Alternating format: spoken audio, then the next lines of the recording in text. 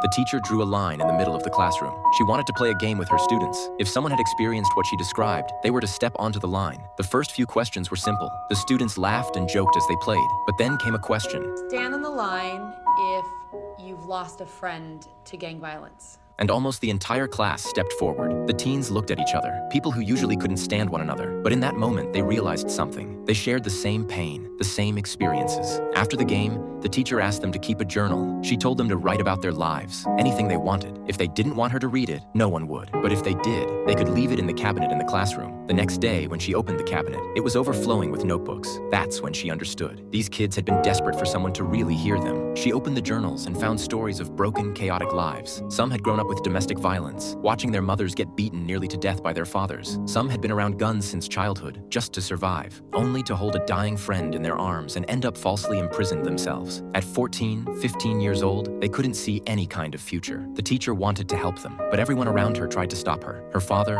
her husband, they all told her to give up. Reality threw roadblock after roadblock in her way. But to her, the fact that no one else was doing it was reason enough to do it herself. So she worked 3 jobs after school, pouring every dollar into these kids. She took them on trips. Their first stop, the Holocaust Memorial. There, each student received an identity card with a photo of a child who had lived through that time. The cards told where each child had been sent, which concentration camp, what had happened to them. At first, the students just thought the children on the cards were unfortunate. But as the truth slowly unfolded, their faces grew serious. They started to hope, deeply, silently, for a miracle. But when they followed the story to the final stop, they came face to face with a dark, bottomless cremation chamber. My little boy died. He got off the train and they killed him.